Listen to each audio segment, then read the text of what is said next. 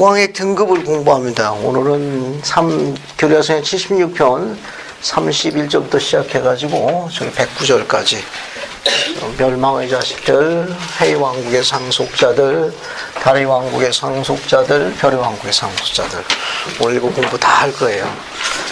그래서 오늘 공부하는 건 기본 핵심 교리를 공부합니다.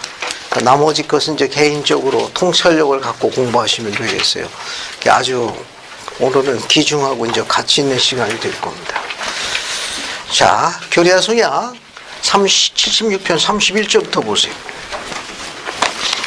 교리학성약 76편 31절부터 49절까지 멸망의 자식들에서 공부하겠습니다.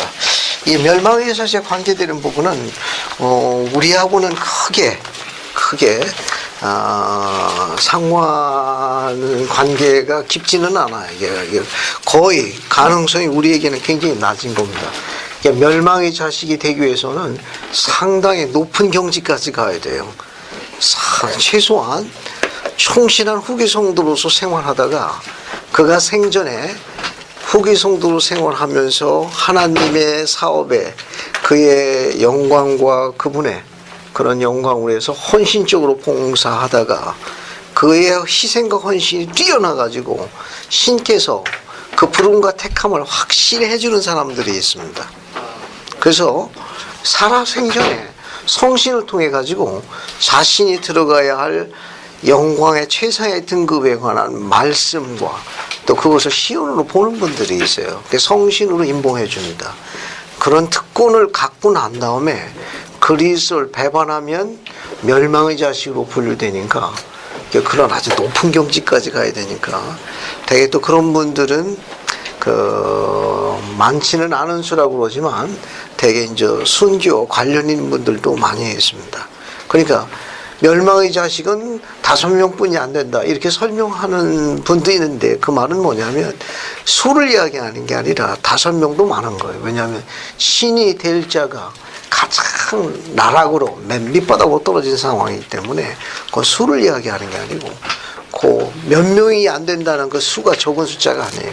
신이 될 자가 떨어져 나간 거니까 굉장히 가슴 아픈 겁니다. 평범한 우리하고는 크게 순교할 일 없잖아요. 그죠? 그냥 편한 마음으로 길고 오래 있는 게 낫지. 꼭 그렇게 요구하는 상황은 아닙니다.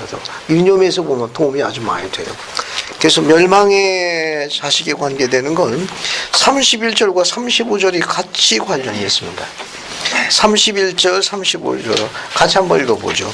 권유진 자매님 31절, 35절 두 절 다 같이 읽어봐요.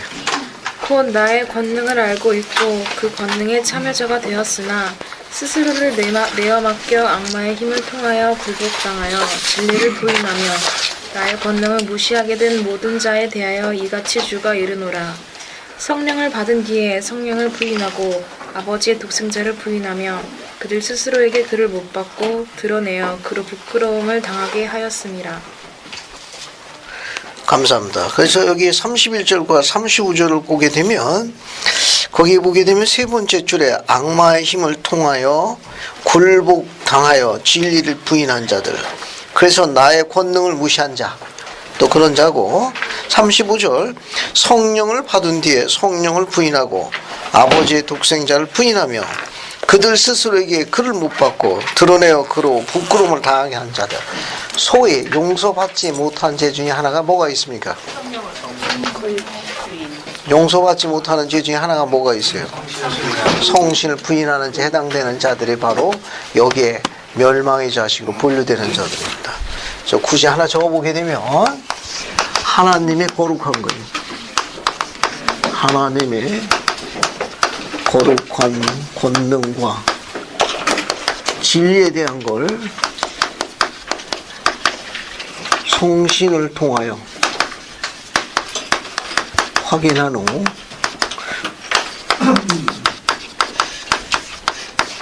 부인하거나 배반하는 자들은 전부 멸망의 자식으로 분류됩니다. 전부. 그래서 32절에 보면 76편 32절 그들은 뭐라고 표현되어 있습니까? 우리 계시에 멸망의 자식들이요. 멸망해요. 좀 표현을 직접적으로 써서 대단히 죄송한데 공식적인 문구니까 그들은 멸망의 자식들입니다. 멸망의 자식들은 이처럼 지상의 필면의 육신을 입고 왔다가 거룩한 높은 경지까지 갔다가 떨어져 나간 자들이에요. 따라서 그들은 어떻습니까? 부활할 수 있습니다. 왜? 필면의 몸을 입고 있기 때문에 부활을 할 수 있어요. 그리고 멸망한 자식 맨 마지막 부활에 해당합니다. 맨 마지막 부활. 맨 마지막. 이들이 부활하면 부활이 끝나요. 부활이 끝납니다. 따라서 멸망의 자식들은 두 종류가 있다는 걸 알 수 있습니다.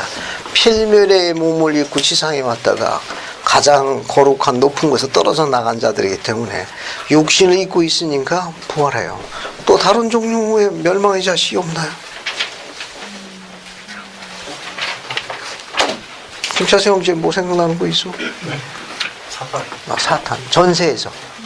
전세에서 천국전쟁 때 모반을 일으킨 루시퍼와 루시퍼를 따른 3분의 영들도 멸망의 자식입니다. 그러니까 멸망의 자식은 두 종류가 있어요. 창세 이전에 루시퍼와 루시퍼를 따른 3분의 1 영적 존재들, 그들은 그냥 다이렉트로 멸망으로 가는 자들이고, 또 하나는 지상에서 필면의 몸을 입고 성신 부인죄를 지은 사악한 자들, 그들은 어떻게 돼요? 부활해. 맨 마지막 부활이. 이들이 부활이 되면 부활이 끝나는 겁니다. 참조를 알아두시면 돼요. 33절 봅시다. 거긴 또 뭐라고 나와 있어요? 그들이 악마와 그의 사자와 더불어 영원히 하나님의 진노를 받을 운명의 노인자들. 악마와 그의 사자들과 더불어 영원히 하나님의 진노를 받을 운명의 노인자들. 이들은 거기에. 그래서 36절 보세요. 이들은 악마와 그의 사자들과 함께 불과 유황 못 속으로 들어갈 자들이요. 자, 여기 보면 두 번째, 악마하고 그의 사자들과 함께 어디로 들어가요? 불과 그 다음에 유황 못 속으로 들어갑니다. 들어가는 자들이. 뒤에 보면 이 멸망식들이 가는 거에 대해 가지고 뒷절에도 또 하나 있어요. 44절 볼까요? 44절 한번 봅시다. 한번 읽어볼게요. 44절. 이지선자면요? 한번 읽어봐요. 이지선자면 44절만. 그런즉 그는 그들 외에는 모두를 구원하시느니라. 그들은 끝없는 형벌이요 영원한 형벌은 영원한 형벌에 들어가서 악마와 그의 사자들과 함께 영원히 다스릴 것이라. 거기에는 그들의 벌레가 죽지 아니하며 늙어지지 아니하니 그는 곧 그들 고통이라. 감사합니다. 거기 뭐라고 나와 있어요? 거기에는 저 악마와 그 사람과 함께 불과 육모스 들어가는 거기에는 76편 44절에는 거기에는 뭐가 있다고 그랬어요? 그들의 벌레가 네? 거기 보면 네? 거기에는 죽지 아니하는 벌레도 있고 뭐가 있어요? 그렇죠. 죽지 않는 벌레도 있고 또 꺼지지 않는 불도 있습니다. 그죠? 거기 기록에 보면 또 거기 보면 악마와 그의 사자들과 함께 불과 육못으로 들어가는데 거기에는 죽지 않은 벌레도 있고 꺼지지 않는 불도 있고 그 고통이 뭐라고 그랬습니까? 영원한 형벌. 영원한 형벌이라고 그랬습니다. 영원한 형벌이다. 그러니까 참조로 이 멸망의 자식 들어가는 이게 소위 이제 멸망이라는 곳에 소위 이제 멸망이라는 곳으로 이제 들어가는데 거기 하면 정말 이렇게 꺼지지 않는 불, 죽지 아니하는 벌레, 유황못 이러고 그런 게 실제로 실존 장소로서 실제로 그런 게 있습니까? 멸망의 자들 불려가지고 그냥 유황 여기는 이제 냄비 여기는 프라이팬 이렇게 렌지 이렇게 해가지고 그렇게 하는 건가? 거기도 가스 같은 거 이렇게 되어서 뜨거워 안 뜨거워 소리 하면 더 떼 이런 고통으로 영원히 계속되는 겁니까? 멸망이라는 것은 안 가봐도 잘 모르겠죠. 이 실존 장소로 알려져 있는데 실제로 이와 같은 건 가르치고 있는 중요한 단어가요. 고통. 그게 실제로 멸망의 자식들이 꺼지지 않는 불, 그런 유황목 속에서 고통을 당하는 게 아니라 아마 그런 회개하지 아니한, 즉 회개에도 원상태로 돌아가지 못하는 그런 고통인데, 그게 영원하다는 건 하나님의 속성을 이야기하는 겁니다. 그것이 사라지지 않는다는 거예요. 원상태로 못 간다는 의미로 이해하시면 제일 정확해요. 실제로 거기에 그런 어떤 유황못이라든지 불이라든지 이런 걸로 인해 가지고 세간에서 이야기하는 그런 그림에 나와 있는 그런 장소 이야기하는 게 아니라, 한때는 충실했는데 충실했더라면 영원한 영광과 충만한 속에 살 수 있었을 것을, 그 등급에 누릴 수 있었는데 배반함으로 인해 가지고 가장 떨어진 그 영원한 고통에 대한 형벌을 상징하는 거고, 하나님의 속성이 영원하기 때문에 앞에 영원자가 붙는 거예요. 그렇게 이해하시면 훨씬 더 이해가 빠르실 거예요. 그 다음에 37절 보세요. 76편 37절. 거기 보면 멸망의 자식들에게 임하는 영적 사망이 있습니다. 거기에 뭐가 있어요? 그들에게 둘째 사망이 임합니다. 둘째 사망. 이 둘째 사망이 임한다고 되어 있으니까 결국 이 둘째 사망은 멸망의 자식들에게 임하는 거예요. 멸망의 자식들에게 임하는 영적 사망이라는 걸 설명하는 거예요. 영적 사망이라는 거. 그러니까 우리에게는 해당 사항이 거의 없는 겁니다. 이게 사망자 앞에 둘째라고 서수가 붙어 있죠. 그러면 모두 있는 거예요. 첫째 사망도 있는 거예요. 첫째 사망. 그러면 첫째 사망과 둘째 사망은 어떻게 구분하죠? 어떻게 정리합니까? 첫째 사망은 악 하고 죽는 거고, 둘째 사망은 억 하고 죽는 거예요. 뭐 첫째 사망은 뭐고 둘째 사망은 뭡니까? 첫째 사망은 신자매님. 예. 육신이 죽는 거? 육신이요. 둘째 영과 육이 분리되는 영과 육이 분리되는 거고, 둘째 사망은 하나님의 면전을 하나님의 면전에서 쫓겨나는 거. 네. 예. 혹시 다른 의견이 있습니까? 뭔지 나는 좀 섭섭하다. 한 말씀 해야 되겠다. 영원히 사라지는 거. 그것도 괜찮네. 예? 영원히 사라지는 거. 떠나주세요. 응? 내 앞에서 떠나주세요. 자, 사망자 앞에 서수가 붙는 건 전부 영적 사망이에요. 알겠습니까? 이게 사망자 앞에 서수가 붙어서 첫째 사망, 둘째 사망 하면 전부 영적 사망입니다. 그 영적 사망의 가장 일반적인 정의는 하나님 면전으로부터 떨어져 나가는 거예요. 하나님 면전에 거하지 못하는, 정결하지 않은 상태. 그 최초에 에덴 동산에서 아담이 범법해서 아버지 면전에서 쫓겨났죠. 네. 그것을 첫 번째 영적 사망이라고. 지금 에덴 동산에 있었던 거예요. 아버지 면전에서 쫓겨난 거예요. 그러니까 아버지 면전으로부터 추방, 격리, 분리를 우리가 첫 번째 영적 사망이라고 그래요. 영적 사망. 영적으로 죽었다 그런 말이에요. 그러고 난 다음에 그리스의 속죄를 통해 가지고 우리가 다시 아버지 면전으로 되돌아가요. 속죄를 통해 가지고. 그런데 속죄로도 아버지 면전으로 돌아가지 못하고 또 쫓겨나는 자들이 바로 이 멸망의 자식들이, 그리스의 속죄를 부끄럽게 한 자들이.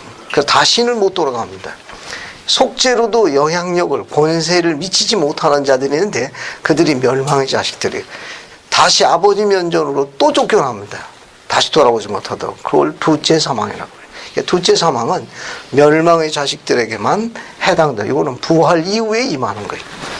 둘째 사망의 권세는 언제 임하느냐? 부활 이후에 임하는 거예요. 부활 이후에 임하는 권세. 임하는 권세입니다. 그래서 그렇게 이해하시면 돼요.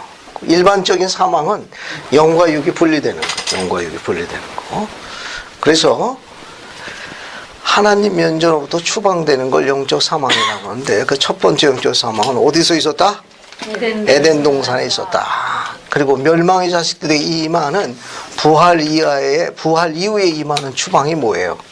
그걸 둘째 사망이랍니다. 또 그런 거 말고도 여러분 유인물 오늘 나눠준 거 우측편 맨 밑에 보세요. 우측편 맨 밑에 그 인용문이 하나 있습니다. 찾았습니까? 인용문? 네. 요거 한번 읽어볼게요. 박준혁 형제 그거 한번 읽어보시죠. 오늘날 이 교회에 많은 사람들이 자기는 살아있다고 생각하나 영적으로 죽어 있습니다. 그러나 나는 활동적인 척하는 사람들도 영적으로 죽어 있다고 여겨집니다. 그들의 봉사는 형식에 치우치며 영적으로는 먼 것입니다. 스펜서 W. 킴볼. 감사. 이런 의미의 영적 사망도 있습니다. 생각과 뜻과 헌신의 정도에 있어서 형식에 치우치고 유인물. 오늘 유인물 맨 밑에 있습니다. 맨 밑에 있습니다. 그러니까 그런 의미의 영적 사망도 있어요. 교리적 정의는 앞에 보세요. 교리적 정의는 하나님 면전으로부터 추방, 격리되는 것을 영적 사망이라고도 하고 또 다른 영적 사망은 영적으로 죽은 거예요. 그냥 무늬만 성도. 알겠습니까? 그래요. 생각과 헌신과 이런 부분에 있어서 용감하지 않은 자들, 그런 자들도 영적으로 죽었다고 이야기합니다. 그런 영적 사망의 정의가 있으니까 오늘 공부한 게 크게 4가지 공부한 거예요. 앞에 보세요. 에덴 동산에서 아담이 쫓겨났을 때 있던 첫 번째 사망도 영적 사망이고, 알겠습니까? 멸망의 자식들에게 부활 이후에 임하는 추방의 권세도 둘째 사망이라고 그래요. 또 일반적인 교리적 정의로 하나님 면전으로부터 추방되는 걸 영적 사망이라 합니다. 또 하나 뭐가 있느냐? 아버지 앞에서 떨어져 나가는 그런 영적 사망, 그런 기본 교리 말고도 영적으로 죽었다는 개념도 있어요. 영적으로. 살았다 하는 이름은 갖고 있는 성도지만 용감하지 않은, 간증이 용감하지 않는, 강렬하지 않은 자들도 영적으로 죽었다. 이렇게 설명하는 영적 사망 정의도 있다는 거. 그렇게 이해하시면은 훨씬 더 이해력이 빨라질 거예요. 자, 그 다음에 이제 어디로 넘어가시는가 하면은 이게 주로 이제 영적 멸망의 자식에 관계되는 거고, 그 다음에 이제 해왕국의 상속자로 갑니다. 50절부터 보세요. 50절 세 번째 줄 보면은 해왕국에 들어가기 위한 자격 요건에 대해서 기록을 남겼는데 여기 50절이에요. 50절 보면 뭐라고 나와 있습니까? 그들은 어디에 나오는 자들이라? 거기에 의인의 부활에 나오는 자라고 그랬어요. 의인의 부활에 나오는 자라고 그랬습니다. 그리고 또 어디를 보시는가 하면 64절 보세요. 64절 76편 64절 그 몇째 부활에 참여하는 자로 되어 있습니다. 첫째 부활. 거기 65절에도 뭐가 나옵니까? 의인의 부활. 감사합니다. 요한복음 5장 29절 공부할 적에 성경 기록에 뭐라고 나와 있죠? 의로운 자의 부활은 생명의 부활로. 또 다른 부활이 있죠.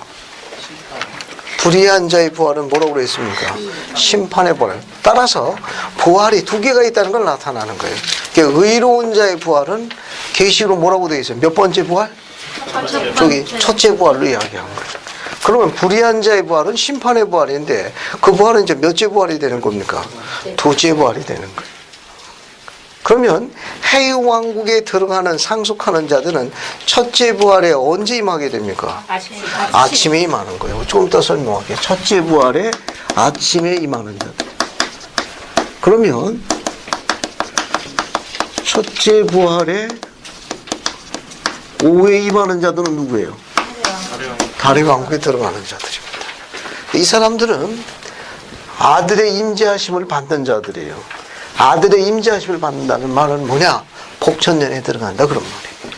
그러나 별의 왕국에 있는 자들은 어때요? 별의 왕국에 있는 자들은 그 임재하심에 못 들어갑니다. 알겠어요? 저 사람들은 복천년에 못 들어와. 해왕국에 있는 사람들은 아들의 임재하심도 받고 아버지의 충만함도 받는 사람들이에요. 이 첫째 부활에 아침에 있는 자들은 아들의 임자하심도 받고, 이건 복천년에 들어간다 그런 말이에요. 아버지의 충만함도 받는 거예요. 이 말은 뭐냐?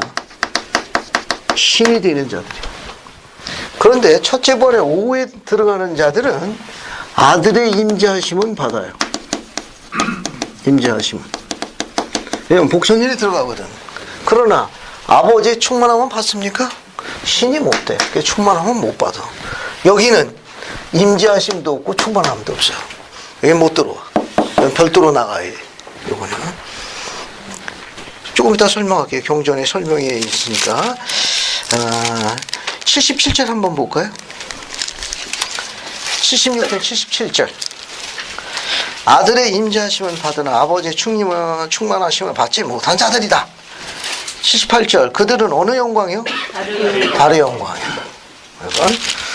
자, 그 다음에 이제 다시 앞으로 넘어갑니다. 앞으로 넘어가가지고 51절 보세요. 51절 보면 해왕국의 조건으로 뭐라고 나와 있는지 한번 읽어봅시다. 51절부터 53절까지 다 읽어볼게요. 권예진 자매 한번 다 읽어봐요. 51절부터 53절까지.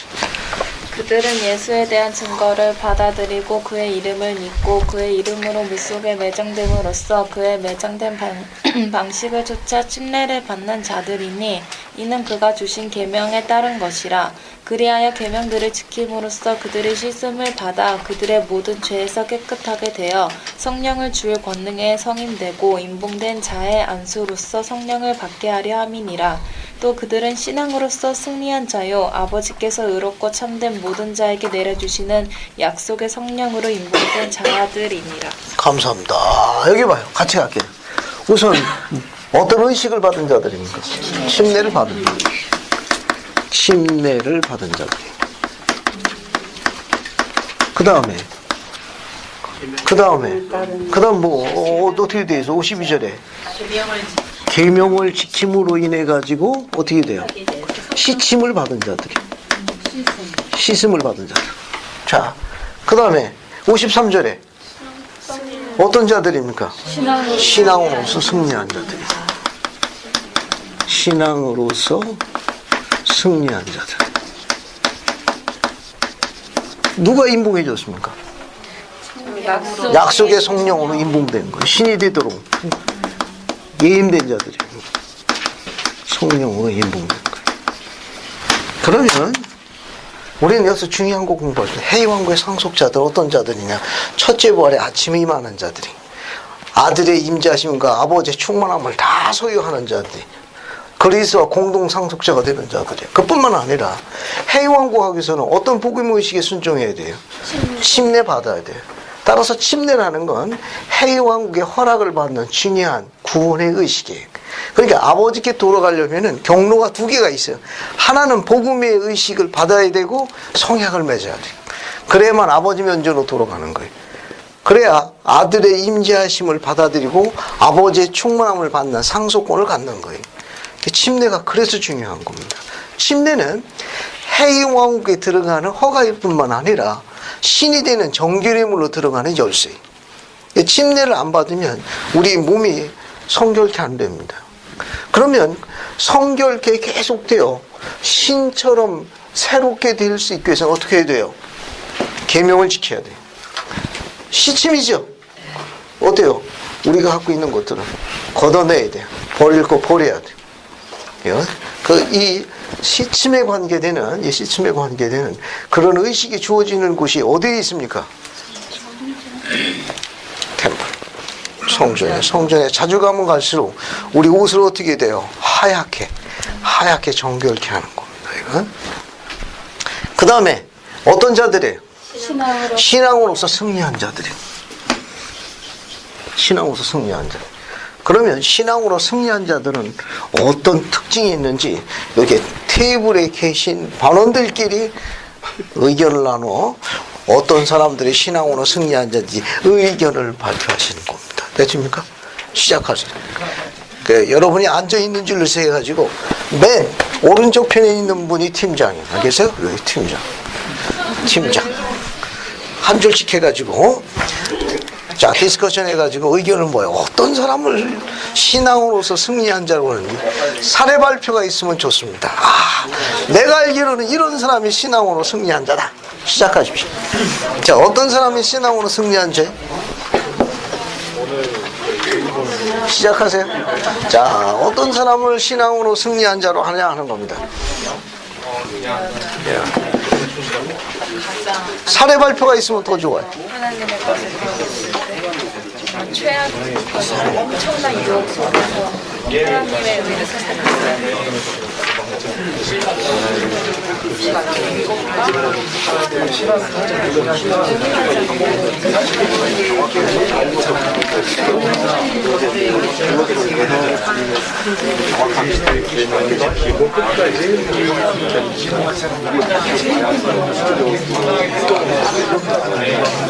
아니면 딱 정확하게 하나님의 기본이라고 생각하고 거기에다가 덧붙여지는 게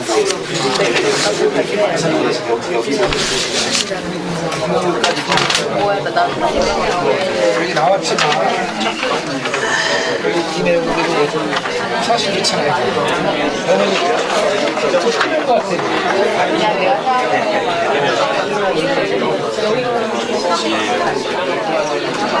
한 사람 꼭 찍어서 얘기하는 거는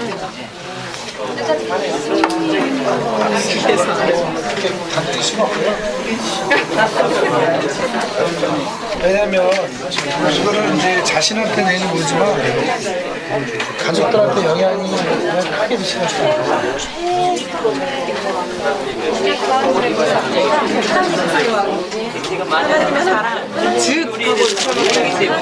모든 정신상 상황에서의 실제적인 예수 그리스도가 되는 것처럼 모든 것에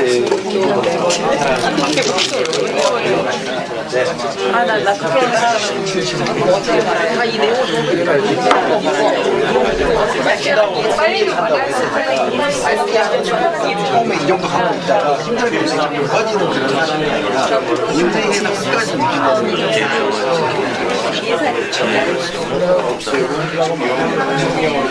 자, 1분 후에 발표합니다.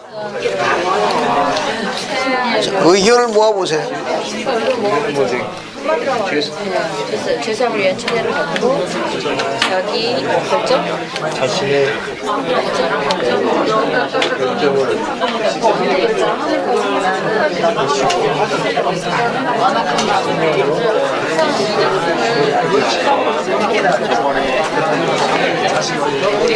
아버지의 마음은 나는 아닌 것 같아. 아버지로서 아무리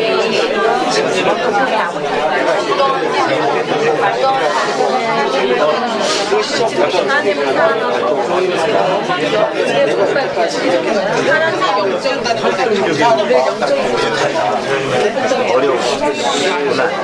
자, 이제 앞에 보세요. 자, 이제 그만하시고. 사랑하는 여러분, 앞에 보세요. 자, 앞에 보십시오. 자, 여기 앞에 보십시오. 신앙으로서 승리한 자들이라고 헤이 왕국의 상속자에 대한 자격 요건에 대한 특징을 묘사했습니다. 그럼 여러분이 신앙으로서 승리한 사람으로서 나는 이런 사람을 신앙으로서 승리하는 사람으로 추천하고 싶다.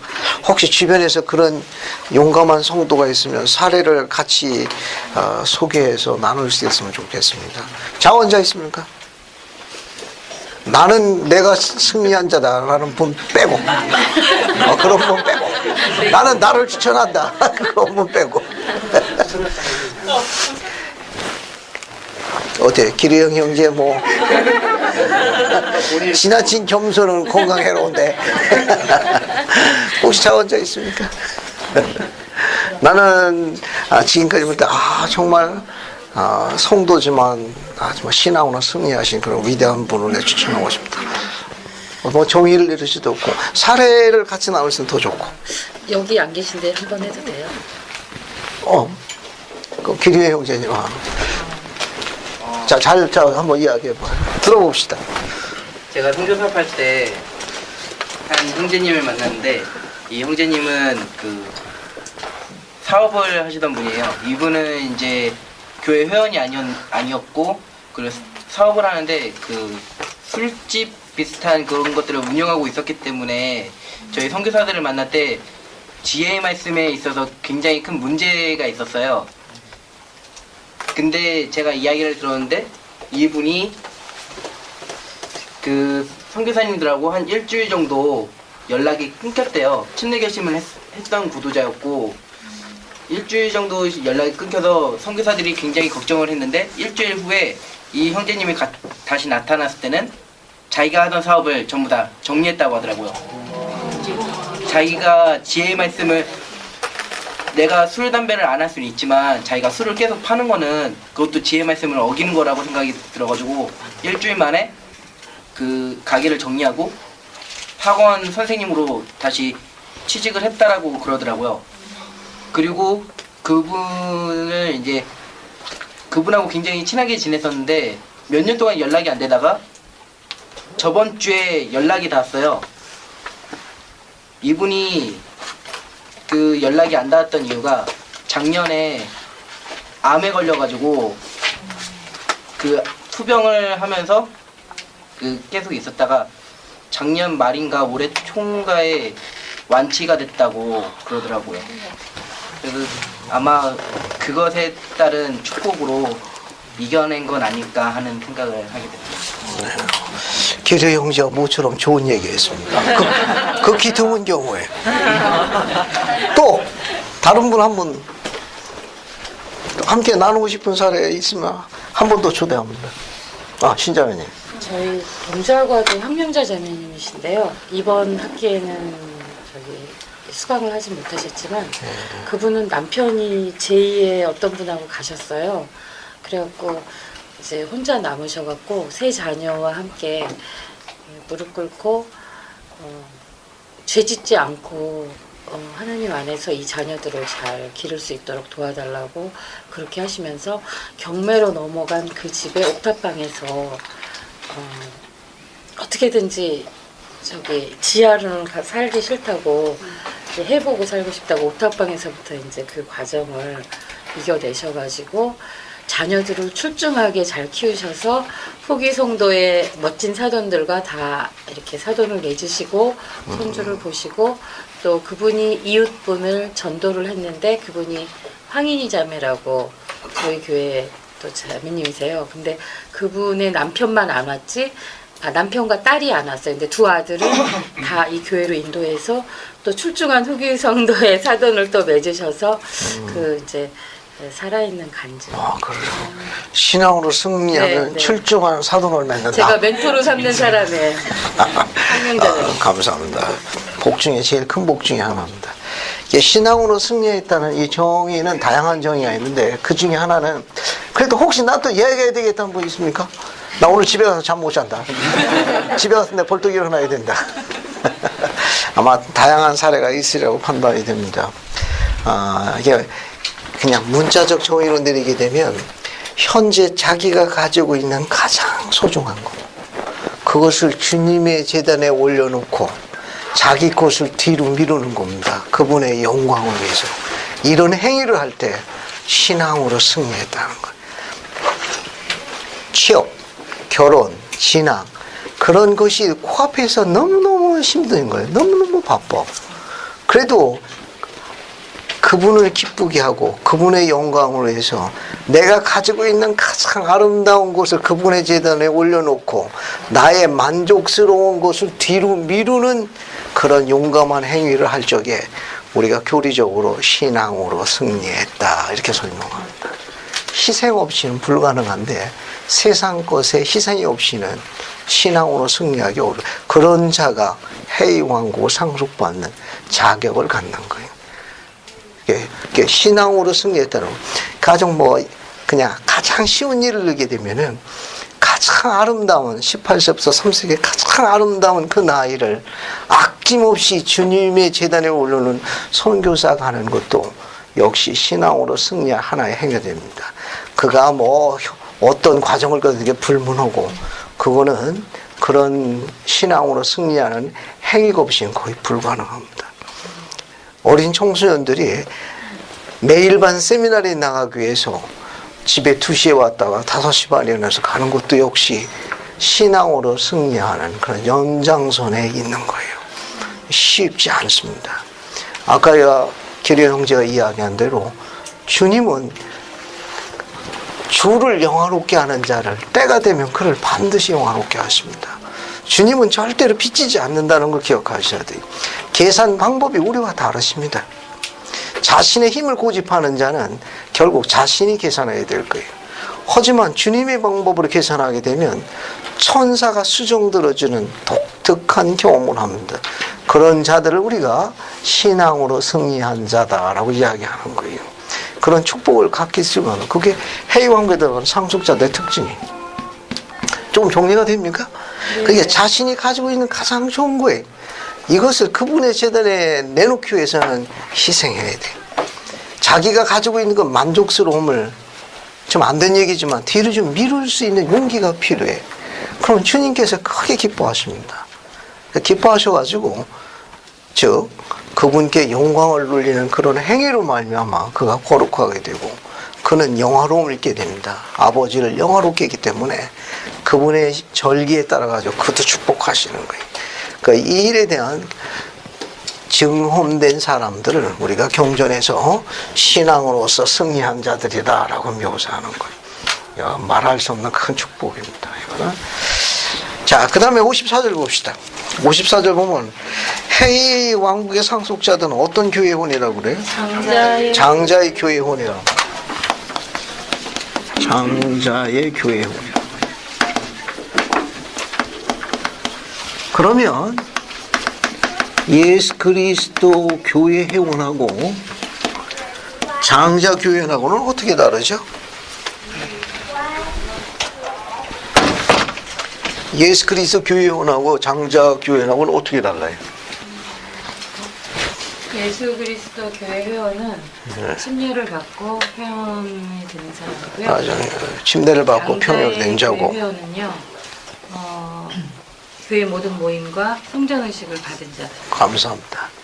그렇게 침례를 받으면 예수 그리스도 후기 성도 교회 회원 해외 왕국의 허락을 받는 거예요. 그런데 그가 계속해서 성약에 충실하게 되어가지고 성전 의식을 받아서 엔다먼트를 받고 영원한 결혼, 해외 왕국의 결혼, 즉 임봉을 받아서 충실하게 되게 되면은 그는 그런 자들에게 성전 의식을 받아야 돼요. 성전 의식을 받는 그 중에 특히 해외 왕국의 결혼을 이야기해요. 해외 왕국 결혼 이 의식을 받고 끝까지 충실하는 그 회원을 우리가 장자 교회 회원이라고 해요. 이 장자라는 건 상속자라는 뜻입니다. 그리스도 공동 상속자거든요. 침례를 받으면 예수 그리스도 후기 성도 교회 정회원이 돼서 해외 왕국의 허락을 받아요. 그가 가장 높은 등급의 승회에 가려면 성전 의식을 받아야 합니다. 특히 승회에 가려면 성전 의식 중에 해외 왕국의 결혼에 대한 임봉을 받아야 돼요. 그래서 계속해서 충실하게 생활하는 그 회원을 우리가 장자의 교회 회원이라고 부르는 거예요. 장자의 교회 회원에게 주어진 독특한 축복이 하나 있는데 그 축복은 지상에서 주님의 성전에서 받는 그 의식의 하이라이트가 영원한 결혼입니다. 해외 왕국의 결혼을 하게 되면 임봉자에서 약속을 받는데 그 약속이 뭐냐? 첫째 부활의 아침에 나오라라고 그의 머리 위에 임봉합니다. 그러니까 예약 시스템이 가동되는 거예요. 지상에 없는 축복이 지상에 결코 없는 축복입니다.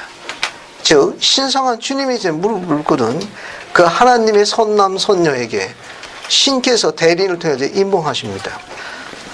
첫째 부활의 아침에 나오라. 충실하게 생활하게 되면 영원한 남편도 첫째 부활의 아침에 나오고 그 아내도 영원한 아내로 첫째 부활의 아침에 나옵니다. 그뿐만이 아니에요. 이 두 분 사이에 영원한 임무로 묶어진 그들의 자녀는 성약의 자녀라 해서 죽음이 뺏어가지 못합니다. 그 자녀도 역시 충실하게 되면 역시 그 엄마와 아빠와 함께 첫째 부활 아침에 함께 무덤에서 일어나게 된 축복이에요. 이게 엄청난 축복입니다. 이 특권을 후기 성도인 우리가 갖고 있는 거예요. 그래서 교회 안에서 결혼하십시오 라고 권고하는 이유는 신이 되는 의식이기 때문에 그런 거예요. 그래서 브리감류 회장님이 뭐라고 이야기했는가 하면은 집이 있느냐 마차가 있느냐 그거 따지지 말고 용감한 간증을 가지고 있고 합당한 추천서를 가지고 있어 언제든지 그녀를 성전으로 데려갈 수 있는 형제가 프로포즈하면 거절하지 말아달라고 신신당부했습니다. 봐주세요라고. 왜? 우리는 이 한 세상만 사는 게 아니에요. 잠깐아 단 짧은 시간입니다. 잠깐 얼마 안 되는 시간이에요. 남은 복천년의 아름다움과 영원한 세상이 기다리고 있습니다. 그래서 여러분들에게 당부하고 싶은 건 기도하세요. 온 마음을 다해서 기도하십시오. 합당한 추천서를 갖고 있는 젊은 여러분, 성전에 허락이 되는 한 자주 방문하셔서 해외왕국에서 여러분의 아버지에게 한 번도 그려보지 못했던 미래의 가족에 대한 단비처럼 다가올 아내를 위해서 기도해 주시기 바랍니다. 그리고 여러분이 잘하는 대로 필수품을 제공해 줄 수 있는 능력이 있는 행복한 남자를, 거기에 주님의 영으로 인도되는 거룩한 남자를 내 남편이요 미래의 내 아들과 딸의 아버지로서 함께 공유할 수 있는 특권에 대해서 기도해야 합니다. 그러면 주님께서 길을 조정하실 거예요.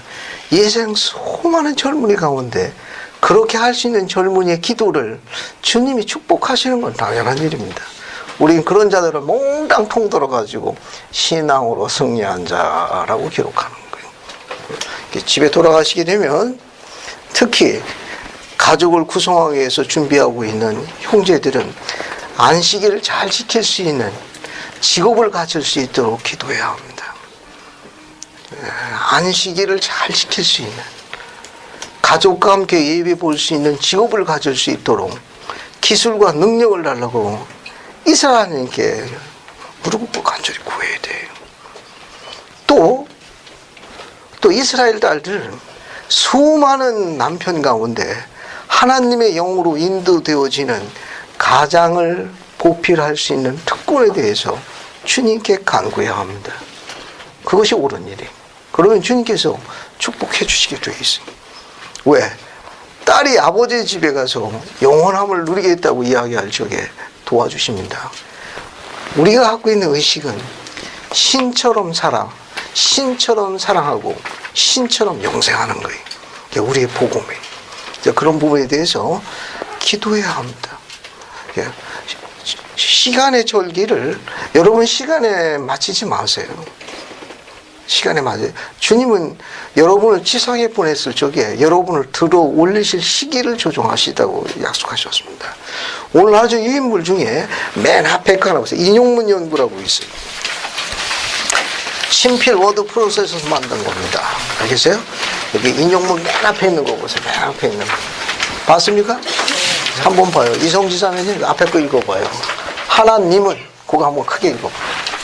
하나님은 인간이 그것이 보시지 않는다는 것을 성도들은 항상 기억해야 한다. 또한 그가 기쁘게 그의 자녀들에게 고난을 주시지 않는다는 것을 기억해야 한다.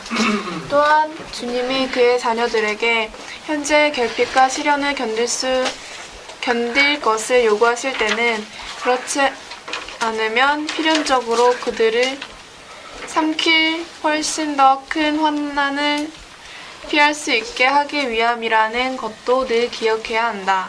그리고 만일 그가 그의 자녀들에게 현재의 축복 가운데에서 어떤 것이라도 유보한 것이 있다면 그것은 장래에 그들에게 더 크고 더 영광스러운 것을 부여하기 위함이다.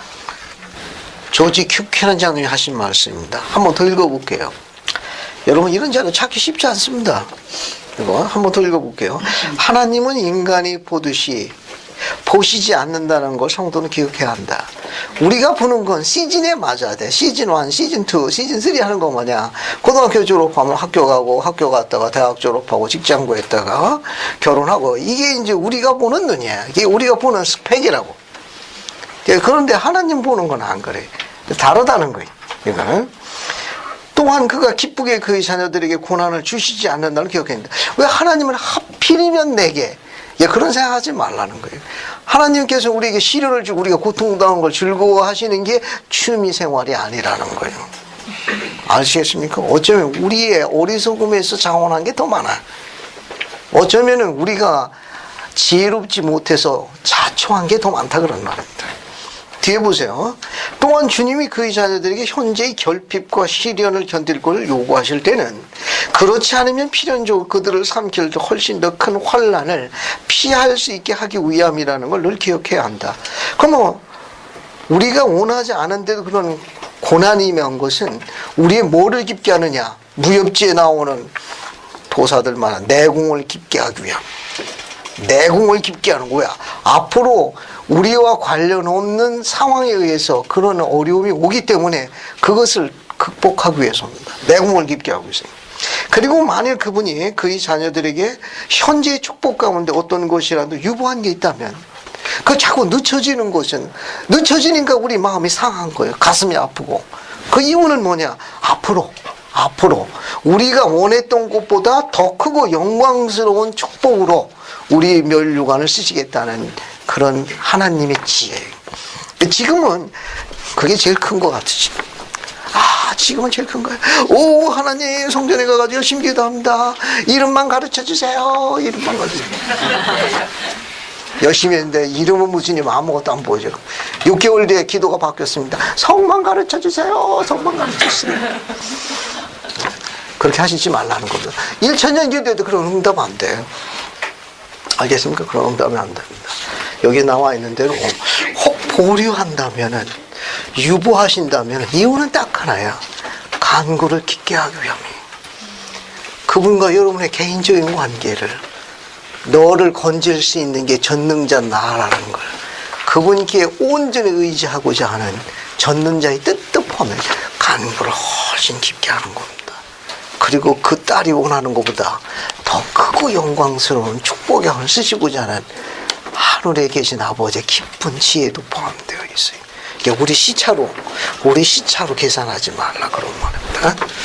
자, 다시 앞으로 넘어갈게요. 그래서 또 어딜 보는가 하면 56절 보세요. 56절 보면 그들은 그의 충만함과 영광을 받음. 아까 설명했습니다. 아들의 임재하심과 충만함을 다 받은 뭐가 돼요? 왕과 제사장이 되는 겁니다. 왕과 제사장이 돼요. 이건 여러분 기억하고 계시죠? 우리가 성전에서 엔다먼트를 받으며 입는 그 시기에 그 복장은 고대 이스라엘 어떤 복장입니까? 왕과 제사장 복장입니다. 그 딸이 입는 그 복장은 이스라엘의 여제사장과 여왕이 입던 복장이에요. 부활할 적에 윌포드 로드롭 회장님이 어느 한 저녁에 화롯가에 벽난로 있잖아요. 벽난로 땔감 돼가지고 가는 벽난로에 계시다가 시연을 보셨습니다. 그 시연은 뭐였는가 하면 무덤 위에서 나오는 그런 부활의 시연을 봤는데 그분이 보신 것은 뭘 보셨는가 하면 무덤이 열려서 나오는데 복장이 각각 달랐다네. 그렇게 죽을 때 각각의 그들의 전통과 그들이 살았던 문화 양식에 따라 가지고 들어간 거예요. 부활할 때도 그렇지만 해이 왕국에 임하는 자의 복장을 어땠습니까? 왕과 제사장 복장이에요. 우리는 그게 우리의 수위예요.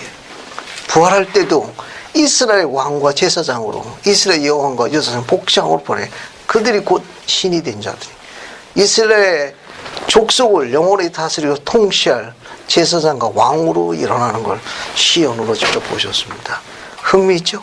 부활할 때 유니폼이 다릅니다. 그래서 이게 굉장히 중요한 의식이에요. 57절 보세요. 57절.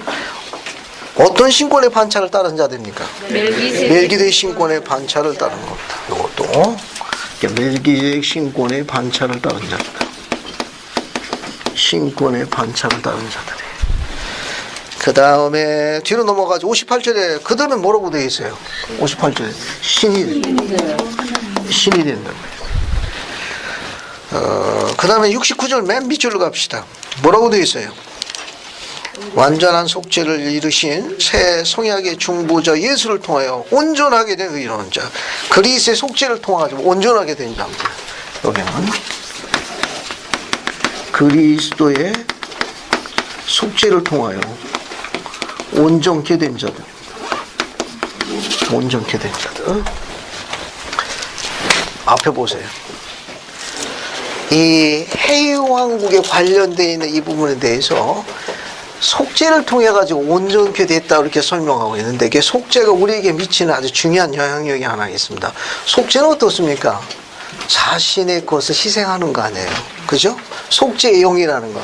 그러니까 우리가 해왕국에 들어간다는 건 우리 생활 양식과도 굉장히 중요한 방법과 관련이 있습니다. 그러니까 자신을 덜 생각하고 상대방을 더 배려해 주는 건 속죄에 속는 거예요.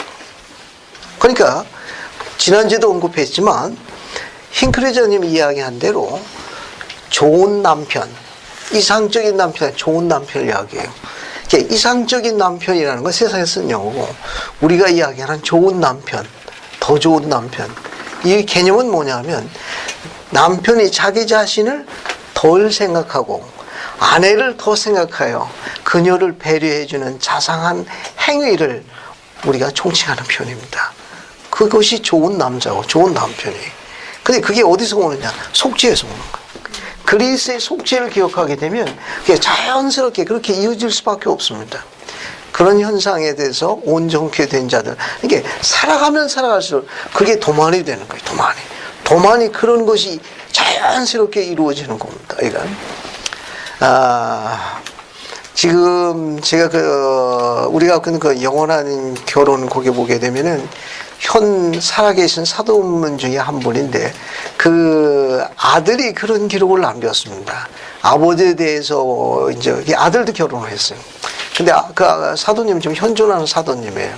그분이 이제 뭐라고 했는가 하면, 어릴 때 기억나는 것 중에 하나는 아버지가 식탁에서 식사가 끝나면 식탁에서 제일 먼저 일어나는 것은 아버지였습니다.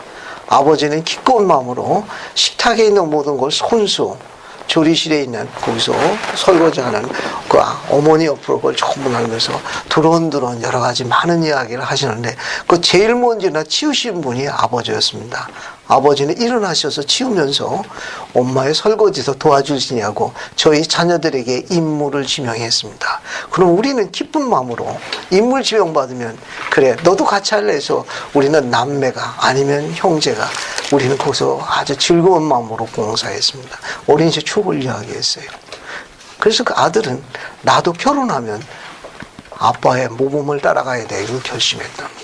그게 자기 집안의 전통이라고 개인적인 간증을 전부 속죄해서 오는 겁니다.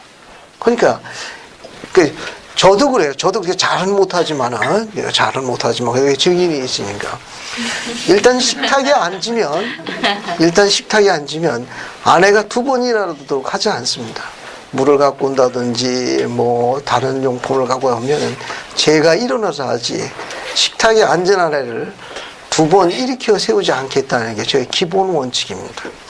물론 여기서 증인이 듣고 있으니까 그도 나중에 이렇게 따라서 할 거예요. 그러니까 제 개인적인 규칙이에요. 일단 아내가 식탁에 앉으면 다른 일을 두 번 일어나도록 기쁘지 않습니다.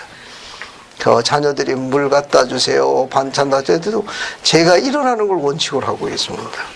제 개인적인 규칙인데 제 증인들한테는 강매합니다. 다른 분들은 옵션이지만 제가 갖고 있는 거예요. 그리고 또 제가 갖고 있는 다른 옵션이 또 하나 있습니다. 일주일에 한 번 아내가 눈에 띄지 않을 때 식칼을 갈아주는 일입니다. 아내가 안 볼 적에 즐거운 마음으로 합니다. 물론 가끔 변은수가 있을지는 모르지만 제 즐거움 중에 하나입니다. 여러 가지 찾아볼 수 있어요. 큰 건 아니지만 신은 사소한 곳에 살아계신 거예요. 천사가 방문하고 천장이 갈라져 가지고 영원한 세상을 보는 거, 그것이 우리를 감동주는 건 아니에요. 신은 작고 사소한 곳에 살아계십니다. 그 안에서 그 여인의 큰 기쁨과 풍요로움을 맛보는 겁니다. 신은 사소하고 작은 곳에 살아계신 거예요. 전부 어디서 오느냐? 속죄에서 오는 거예요.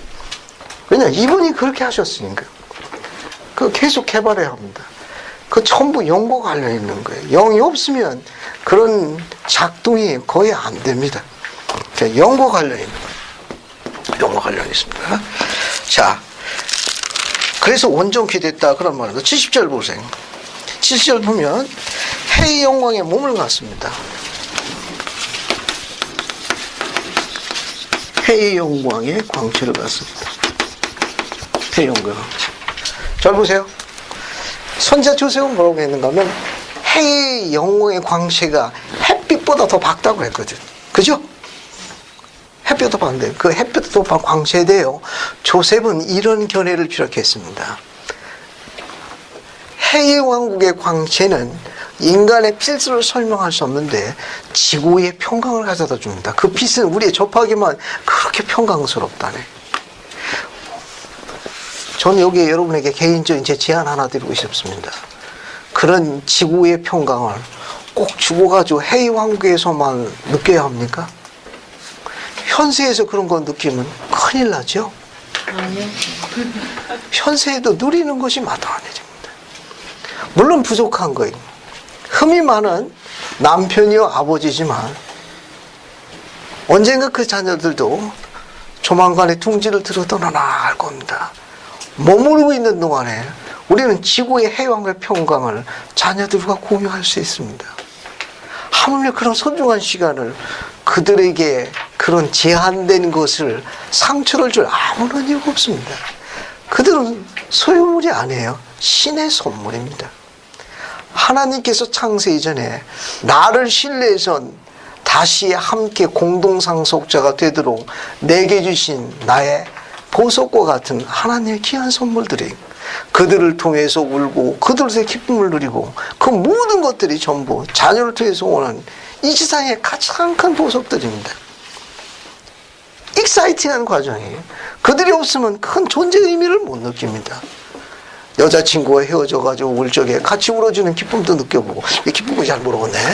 사실은 아니야. 그냥 말을 지어낸 거니까 또 집에 가서 또 살아남기 어려움이 또 예를 들면 이게 전부 다 익사이트한 과정이에요. 학기가 돼가지고 이제 뭡니까 이제 바뀌게 되면 출석번호 그런 식으로 해가지고 왔다가 그냥 뭐 신체적인 그런 것 때문에 아비를 괴롭히는 그것도 즐거움의 연장이에요. 이 모든 게 다 익사이트한 과정입니다. 쉽게 설명해가지고 사랑하는 사람들에게 해의 왕국의 편안함을 제공할 수 있는 시간이 제한되어 있습니다. 우린 그래서 서로 사랑할 필요성이 있어요. 해의 왕국의 편안함을 제공할 수 있습니다. 아침에 눈 떠가지고 사랑하는 여인이 옆에 있다는 거 얼마나 익사이팅합니까? 얼마나 기쁜 거예요. 이거 설명할 수 없는 큰 축복입니다. 전부 해의 영광에서 오는 지구의 평강에서 주는 축복들이에요. 아이가 셋이면 10년 동안 살림이 엉망진창, 여자의 삶이 없어요. 연년색 셋만 낳게 되면은 이게 그 여인이 여고생에 가졌던 보랏빛 좋아하네. 잿빛의 용수네. 그리고 그 남편도 그 시기에 아침에 나갔다 집에 들어오는 그 시간은 밖에서 받는 스트레스 인해 가지고 소위 보일러가 터지기 일보지 극도의 피로감에서 집에 들어오는 겁니다. 아내도 역시 그 세 자녀 때문에 극도의 피로 서로 늘리기만 한 폭발 일보 직전에 만나는 삶이 그 시절이에요. 그 시절에 부탁드리고 싶은 게 하나 있습니다. 태초에 신께서 아담에게 이마에 땀을 흘린 거면 열매의 소산을 먹을 거라 해가지고 이마에 땀을 요구했습니다. 그 말은 뭐냐면 권능을 가지고 있는 족장에게 아침부터 해나 먹어갈 때까지 철모 운동을 하지만 집에 돌아오면 아내를 돕는 것까지 포함하고 있습니다. 압니다. 여러분은 쉬고 싶다는 거, 지칠 때도 지쳐 있다는 거. 하지만 그럼에도 불구하고 아내를 도와야 합니다. 정확한 건 아니지만 주님이 새 힘을 주시겠다고 약속하셨어요. 오직 여호와를 앙망하는 자는 새 힘을 주리니 독수리 날개치며 올라갈 것이며 아무리 달려도 곤비치 아니하겠고 아무리 걸어도 피곤치 않으면 세상에 없는 새 힘을 줄 거예요. 쉬길 원하지만 그래도 하나님께서 허락하신 영원한 동반자를 위해서 무언가 배려할 수 있는 것을 수행할 적에 주님은 새 힘을 축복하십니다. 주님은 다른 계획을 할 거예요. 그가 그렇게 할 적에 아침에 일어났더니 천사가 치운 것처럼 정결한 집안을 볼 때 아내가 얼마나 감사하겠습니까? 세상에 수많은 남편 가운데 이런 남편을 키워주는 육신의 시어머니에게 감사할 것이요, 하늘에 계신 어버이에게 얼마나 감사하겠습니까? 그러면 그 딸이 밟고 있는 그 감사드리는 기도에 그 딸의 발바닥에서 곡식과 기름과 포도주를 축복하는 건 당연한 일입니다. 왜냐하면 신께서 그 자녀가 그분의 창고에 드릴 자가 그의 자자손손을 걸 아시기 때문에 실수하시지 않으십니다. 이해하시겠어요? 우리가 원하는 후기성도 삶은 이런 겁니다. 그러면 그 아내가 목숨 걸고 피를 나는 그 자녀들을 그 남편이 밖에서 이루고 있는 동안 신의 인자하심과 자비하심을 가르치시는 거예요.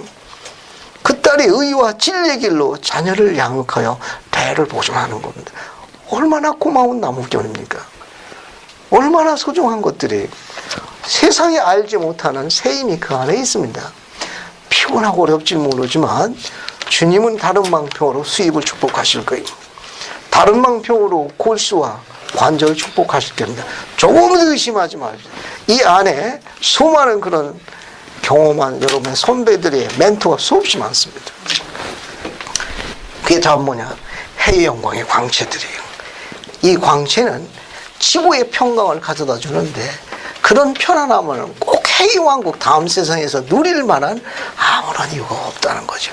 우리가 살아가는 이 여기에서도 우리가 충분히 공유할 만한 목표를 세워볼 수 있다, 그런 말입니다. 검토해 보십시오. 자, 뒤로 또 넘어갈게요. 이제 어딜 보시는가 하면요, 흥미있는 주제 중에 하나가 이제 달의 왕국인데 어떤 분들이 달로 가느냐 한번 보세요. 72절 어떤 자들입니까? 율법 없이 죽은 자들. 율법 없이 죽은 자들. 율법 없이 죽은 자들. 이 율법 없이 죽은 자들은 거의 대부분이 이교도들입니다. 이교도들. 이교도들은 뭐냐? 나라가 국법으로 종교를 제정해 놓은 백성들이 있습니다. 그 자녀들은 선택의 여지 없이 거기에 이제 자라나기 때문에 제한받을 수밖에 없어요. 이제 그런 경우에 율법 없이 자라난 자들은 거의 대부분 달의 왕국을 상속받으나, 그러나 그 중에 하나님이 미리 하신 지식에 따라 지상에 그것이 주어졌더라면 충실했던 뛰어난 영들은 그분의 미리 하심에 따라 해의 왕국을 상속받을 수 있는데 그건 주님의 관할 영역이고 우리가 거기에 관여할 영역은 아닙니다. 그래서 율법 없이 죽은 자들이 거의 대부분은 달의 왕국을 상속받지만 주님의 미리 하시는 그분의 지혜에 따라 해의 왕국을 상속받을 자도 있는 걸로 알려져 있다는 거. 73절은 조금 더 주목해서 봐야 합니다. 73절 그들은 옥에 갇힌 사람들의 영이라. 아들이 그들을 방문하여 그들에게 복음을 전파하셨나니 그들이 육체를 가진 사람 심판을 받게 하람이라. 이들은 육체에 있을 동안 예수에 대한 증거를 받아들이지 아니었으나 그 후에 영의 세계에서 받아들인 자를 어느 때 시대 사람들이죠? 노아의 홍수 때 빠져 죽었던 사람들입니다. 이 사람들은 달의 왕국으로 가는 걸로 계시되어 있어요. 그러니까 회개하도록 경고를 받았으나 회개하지 않아 정죄받은 자들인데 이 사람들에게 여기서 나와 있는 73절은 노아 시대 때 사람을 이야기해요. 회개하도록 경고받았으나 회개하지 않아 정죄받은 자들은 영의 세계에서 복음을 받아들여서 대가를 치른 다음에 달의 왕국을 가는 분들입니다. 그래서 73절은 노아의 시대 때의 사람들로 이해하시면 돼요. 이 계시는. 자, 그 다음 여기 그럼 두 번째 한번 적어볼게요. 노아 시대 때 빠져 죽은 사람들. 세 번째는 뭐가 있는가 하면은 세상에서 존경을 받으나 사람의 계교로 눈이 먼 자들. 그러니까 세상에서 존경받는 자들. 존경받는 자들. 존경받는데 이들은 인간의 간사한 계교로 눈이 멀었다고 그랬어요. 눈이 먼 자들입니다. 이 사람들도 달의 왕국을 상속받는 걸 알려져 있어요. 그러니까 세상에서 존경받는 자들인데 인간의 간사한 계교로 말미암아 눈이 먼. 이 말은 뭐냐 하면 영을 인정하는 사람, 영을 인정하지 않는 거예요. 하나님의 영을 부인하는 자들입니다. 그래서 이들은 아버지의 충만함을 받지 못합니다. 그래서 다리 왕국으로 분리됩니다. 좀 안 된 얘기지만 이분들은 어떤 특징이 있는가 하면 모르는 것이 있으면 신도 내게 물어라 하고 가르치는 분들이에요. 모르는 거 있으면 전문가인 나한테 장문해라.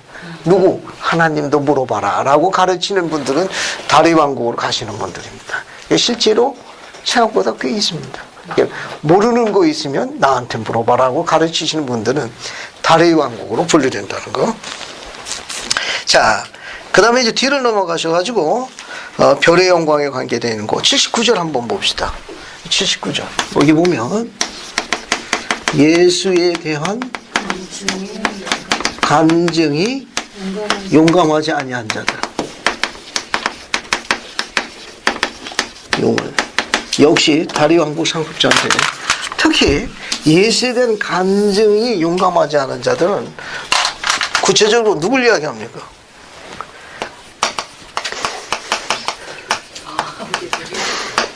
후기 성도들 이야기하는 거예요. 후기 성도라고 다 해왕국 가느냐? 그렇지 않습니다. 계시로 용감하지 아니한 후기 성도들은 적지 아니한 수가 다리왕국을 분류될 거예요. 이건 알겠습니까? 여기 79절은 밖에 사람 이야기하는 게 아니에요. 후기 성도 중에 용감하지 않은 자들은 다리왕국 가십니다. 이건 마음에 안 드셔도 할 수 없어요. 여기 유인물 2장짜리 붙어 있는 것 중에 카피해 놓은 게 있습니다. 빠른 속도로 한번 읽어볼 테니까 한번 보세요. 자, 구세주에 대한 간증이 강렬하다는 말은 무슨 뜻이냐? 보르스알 맥북이라는 설명인데 밑줄 것만 보세요. 밑줄 것만. 알겠습니까? 네. 밑줄 것만 보세요. 세상적인 일과 싸우기 위해 용감해야 하며 우리의 온갖 힘과 정력과 능력을 다 발휘하여 믿음의 선한 싸움을 싸워야 합니다. 의의 대업에서 용기의 초석이 되는 것은 모든 복음의 율법을 준수하는 것입니다. 건너뛰고 정성과 마음과 정성과 힘을 다하여 하나님을 사랑하는 겁니다. 건너뛰고 흔들리지 않는 확신으로 그리스도와 그의 복음을 믿는 것이며 지상에서 행해지는 주님의 사업의 참됨과 신성함을 아는 겁니다. 건너뛰고 말로만 봉사하는 것은 부족합니다. 간증이란 구세주가 하나님의 아들이라는 사실을 입으로만 말하는 것이 아닙니다.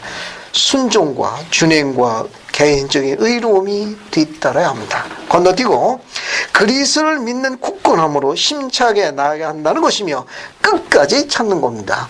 끝까지 참는다는 것은 그 중요한 정의예요. 종교를 생활화하고 우리가 가르치는 바를 실천 옮기며 계명을 지키는 것을 끝까지 참는다 그러는 거예요. 앞에 보세요. 이 끝까지 참는다는 끝까지라는 말은 뭐냐?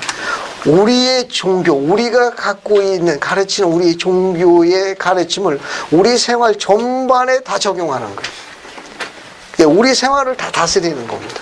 일부만 선택하는 게 아니라 우리 종교가 내 삶을 다 관장해 주는 거예요. 전부 다.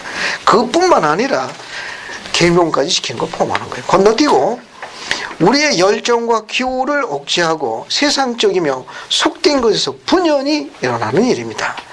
우리도 세상적인 걸 극복해야 합니다. 도덕적으로 순결하며 11조 헌물을 바쳐야 합니다. 절 보세요.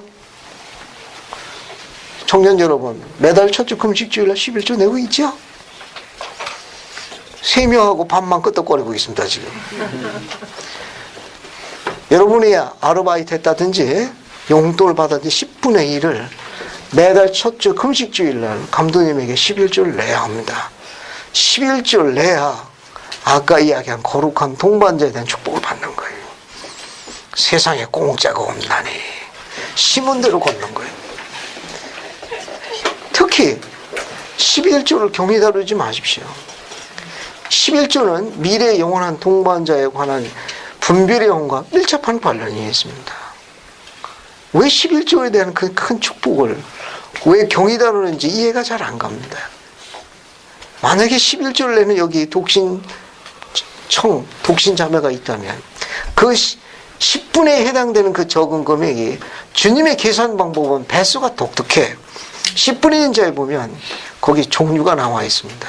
마음에 안 드는 부분이 첫 번째 길가 나도 길 간데 말이야. 길가에 뿌려진 씨가 나오지. 새가 와서 먹어버렸어. 두 번째 어떻습니까? 길가에 뿌린 씨는 새가 와서 먹어버렸어. 그 다음에 돌밭에 뿌려진 씨는 어땠습니까? 싹은 나가지고 뭡니까? 뿌리는 뻗어서 싹은 나. 더 뻗을 수가 없었어. 밑에가 돌이 돼가지고. 싹이 나는데 해가 돋으니까 타버렸습니다.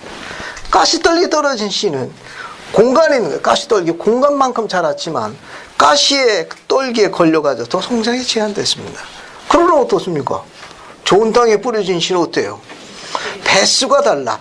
주님의 배수는 100배부터 시작하는 100배, 60배, 3배. 우리는 30배, 60배, 100배지. 우리는 내 주님의 계산 방법 마태복음 13장 보세요. 배수가 100배부터 나와. 100배, 60배, 30배예요. 앞에 보세요. 11조 내라고 하는 이유 중에 하나는 만약에 시가 다 똑같아. 시가 다른 게 아니야. 길가, 돌밭, 가시떨기, 좋은 땅에 뿌려진 것 땅이 다른 거였지 시가 다른 건 아니에요. 아시겠습니까? 지금 뭐 간단하게 적용해 볼게요.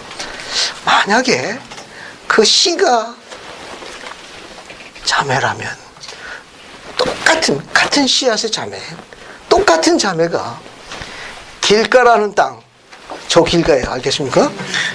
돌밭이라는 땅, 가시떨기라는 땅, 좋은 땅에 뿌려지는 거에 따라 가지고 결과가 달랐어요. 자매는 같은 자매예요. 문제는 땅이라고. 어떤 남자의 주어져 있는 그 땅의 질에 따라 가지고 같은 자매의 결과가 100배, 60배 다 달라요. 어떤 딸은 자라도 못하고 사라져 버렸고 그냥 엉뚱한 게 씹어 먹어버렸네. 어떤 딸은 조금 자라는 듯 사는 듯 하다가 다 죽어버렸네. 어떤 딸은 그래도 제법 갔느니라는 스펙에 따라 갔는데 세상에서 반짝하다가 그만 시들어 버렸어. 그런데요, 어떤 딸은 왜? 살아가면 갈수록 좋은 거예요. 문제는 딸이 문제가 아니라 땅이 문제예요. 11조를 내면 주님이 약속했어요. 계시로 주어져 있죠. 의심하는 것 같은데 그 성과 하나 보고 설명할게요. 의심을 떨쳐주게 해가지고 교리학생학 97편 보세요. 자, 의심하지 않고 믿는 자에게 복이 있나니 97편 보세요. 97편 9절 보세요. 9절 97편 9절 한번 봅시다. 봤어요? 자, 97편 9절 보세요. 이는 나주가 그들로 맑은 시냇가. 무슨 땅이 나옵니까? 좋은 땅 나오네. 좋은 땅에 심겨져 많은 귀한 열매를 생산하는 심히 열매가 풍성한 나무같이 결실을 맺게 하려 함이로다. 11조 내가 이 정도 수익거든요. 투자할 만한 가치가 있습니다. 가장 믿을 만한 펀드예요. 적금권 드립시오. 적금. 여러분 매달 금식주일날 용돈의 10분의 1을 기꺼만 조금 더 후하게 내면 더 좋고, 그러면 주님께서 감추어진 이 축복을 이제 트랜스퍼가 되는 거예요. 맑은 시냇가 좋은 땅으로 주님이 트랜스퍼합니다. 그리고 한 번도 그려보지 못한 미래의 자녀에 대한 걸 실제로 양육하게 될 주는 기쁨은 세상에 애굽의 포가 비할 바가 못해. 삶의 존재의 이유가 됩니다. 엄청나게 지금 한 번도 그렇다는 다른 그리스도 나라를 맛보게 됩니다. 주님이 약속하셨어요. 내가 그들로 맑은 시냇가 좋은 땅에 옮겨 심는다고 약속했어요. 심히 귀한 열매를 그것도 풍성하게 맺는 내가 나무로 만들 것이라 라고 약속했습니다. 이건 익사이팅한 과정입니다.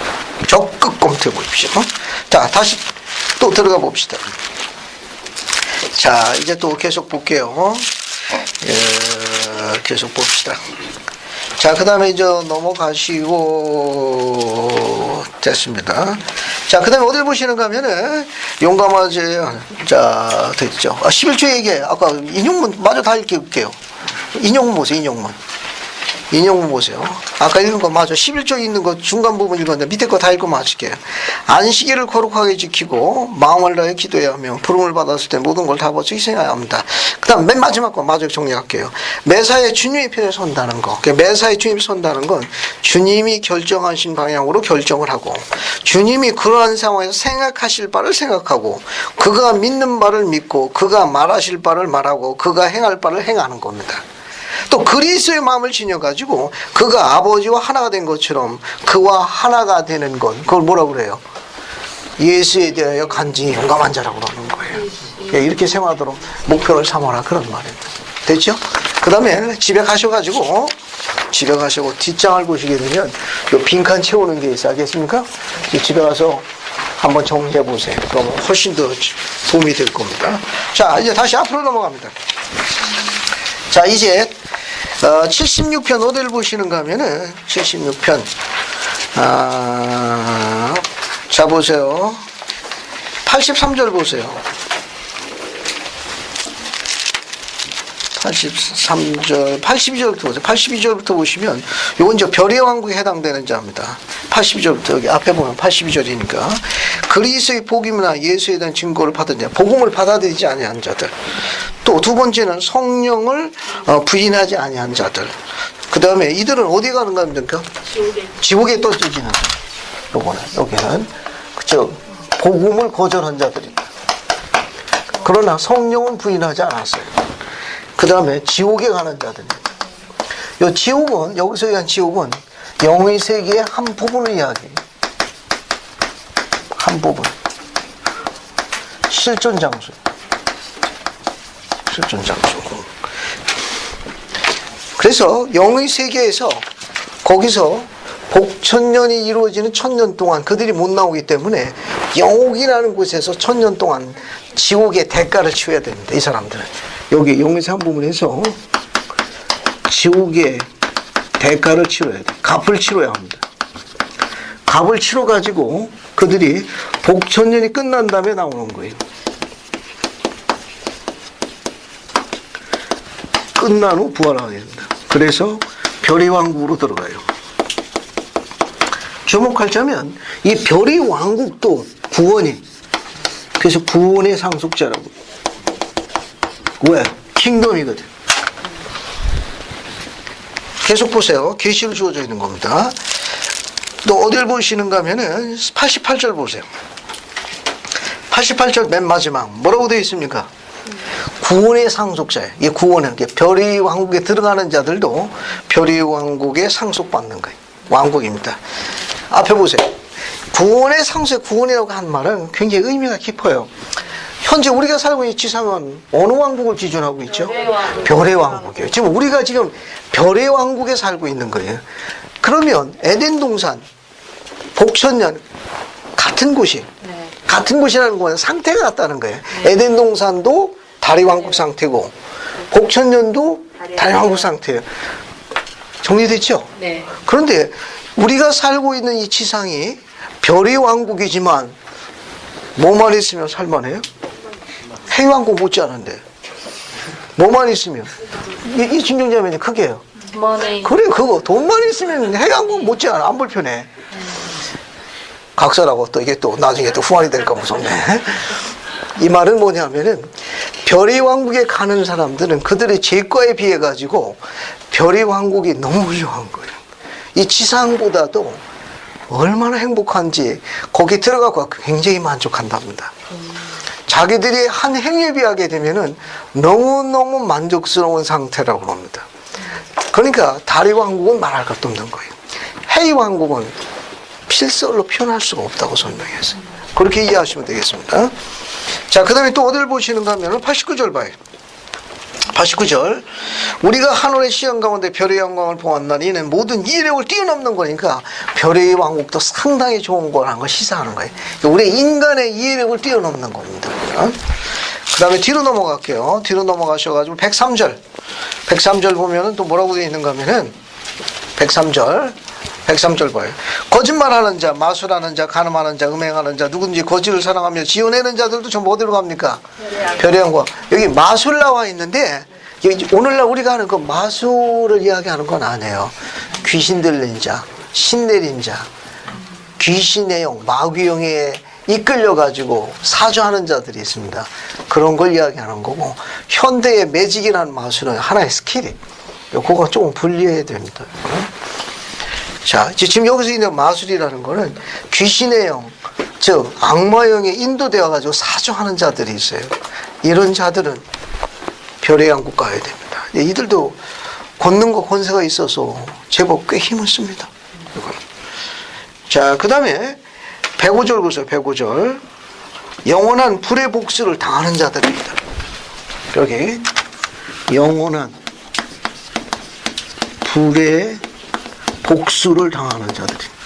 이게 불의 복수를 당한다는 건 뭐냐면은 고통을 겪는다는 거예요. 그 영원한이라는 건 뭐냐면 하나님의 속성이에요. 이들은 복천리에 들어오지 못하는 동안 영의 세계에 지옥이라는 영옥에서 1000년 동안 뭐 해야 돼요? 고통을 치러야 합니다.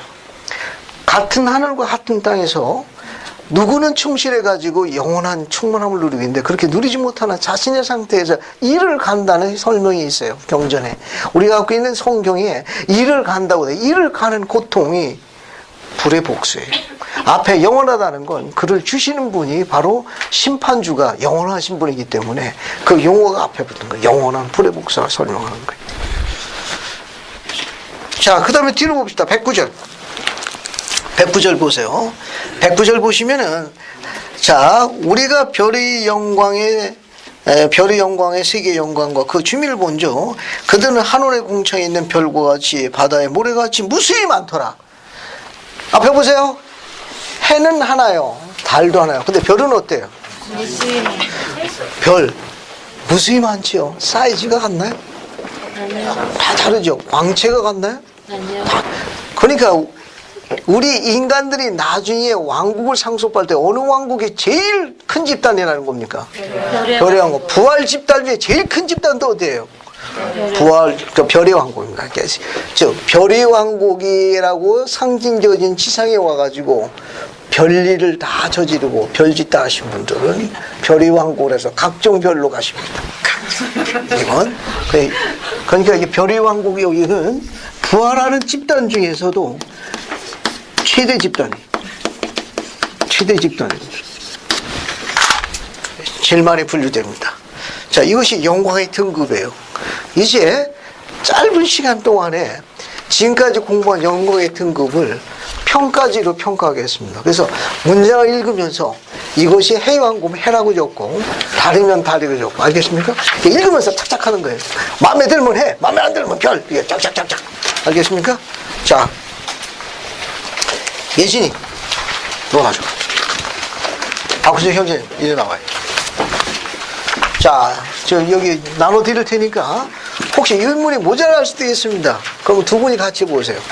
읽어보시고 공과의 표시하는 문제가 앞장이고 뒤에는 해달별을 적는 거예요. 빠른 속도로 한번 해보십시오. 이제 질문 좀 하나 드리겠습니다.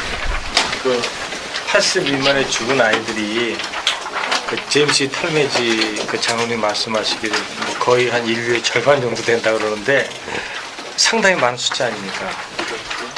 그러면 별의 왕국의 상속자들 못지않게 많지 않겠어요? 해왕국에 들어갈 자들도. 그렇죠? 그럼 이제 질문의 요지가 뭡니까? 아니 그러니까 해왕국도 별의 왕국처럼 들어갈 자들이 상당수가 아닌가. 우리가 가는 해가 꽤 클 거예요. 어쩌면 별을 합치면 더 클지도 모르죠. 선지자가 이야기했는데 해왕국에 들어간 자가 무수히 많답니다. 네, 영어가 위스하고 넘버리 있어요. 수를 셀 수 없을 만큼. 그렇게 묘사되었습니다. 특히 그 복수년 때 태어난 자녀들은 끝마무리 태어날 자들 빼놓고는 네. 그 상당수가 또 해왕국의 상속자들 아닙니까? 그럴 가능성은 이제 그냥 설명만 하는 거고. 그 구원에 이른다고 나와 있지 않습니까? 복수년 때 태어난 아이들이 죄 없이 자라나서 있죠.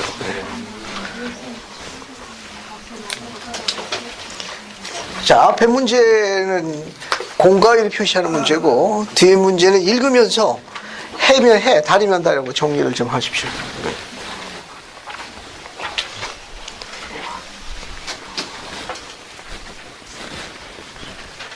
영역 쓰는 데고.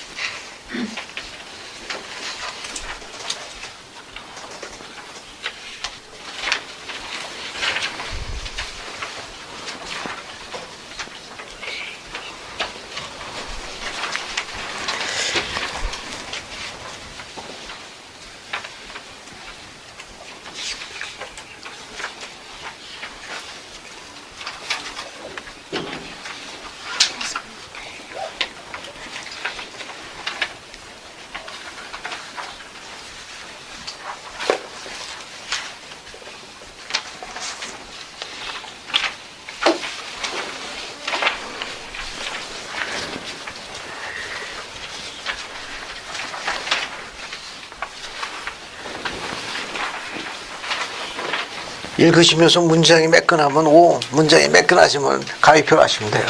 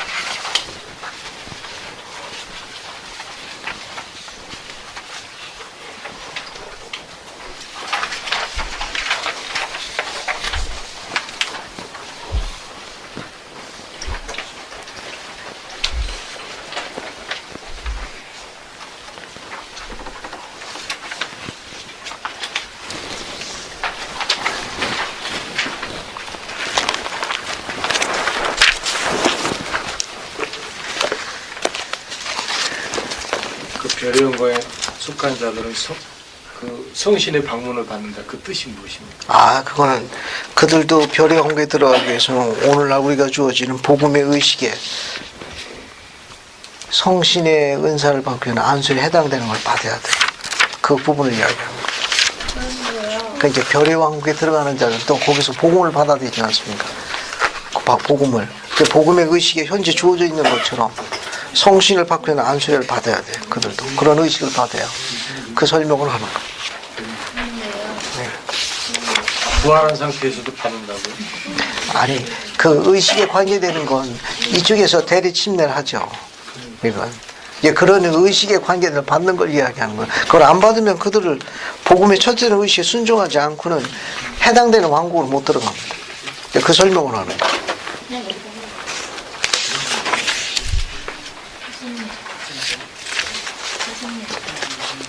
영의 세계에서 복음이 전파되는데 복음이 받아들인 그 별의 왕국의 상속자들도 복음이 첫째 되는 원래 의식에 준하는 걸 그들도 받아들여야 합니다. 복음을 모르고 태어난 사람들은 달의 왕국만 갈 수 있다고 했잖아요. 복음을 모르고 태어난 사람들은 그럼 그 사람들은 선택해서 거기에 태어난 게 아닌데 불공평하지 않아요? 어떻게 다시 한번 얘기해요. 뒤에서 저 이충현 설명을 좀 해주세요. 타경화 자매님 오셨습니까? 탁자매님. 네. 그 다음에 이재길 형제 왔어요. 신방실 자매 왔고, 윤승준 형제님 오셨고, 이효원 자매님, 박성진 형제 왔어요. 이해봉 자매 오셨고, 추윤아 자매, 최수아 자매 왔고, 이강미 자매 왔고, 최수환 형제, 의진이 안 왔고, 그 다음에 전동기 형제 오셨고, 양현숙 자매님, 그 다음에 강명희 형제 왔어요. 김정기 안 왔고, 오소라 안 왔고, 조성현 형제님 왔습니까? 의원이 왔고, 박순현 형제, 민지 안 왔고, 김우현 자매님, 오고 있는 중에 권호준 형제, 그 다음에 김수경 자매님 왔어요. 그 다음 백인우 형제, 이산아 형제 왔습니까? 좋습니다. 소라는 가족 모임 같대요. 소라는 가족 모임 같대요. 아 그래? 예진아 다시 하나 놀아. 박규석 형제님 다시 놀아.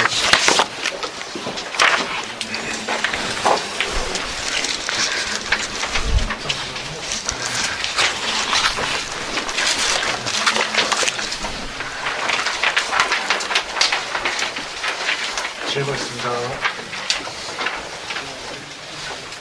그 멸망의 자식들이 거하게 되는 영원한 상태에 대해서 여쭤. 어떻게? 멸망의 자식들이 거하게 되는 영원한 상태. 제가 지금 그런 멸망도 상속 못 받는다는 책에서 읽었던 것 같아요. 무슨 뜻인 거야? 질문이 정확하게. 멸망의 자식들이 있는 곳이 어떤 곳인지 알고 싶다는 말씀이요? 제가 잘 모르는지 모르겠지만 멸망도 상속 못 받는다는 거예요. 이거 뒤에 우리 뒤에 경전 안내서 보게 되면 거기 멸망이고 영적 사망 두 군데 다 찾으면 그 질문에 답이 나와 있어. 그 뒤에 한번 찾아서 읽어보세요.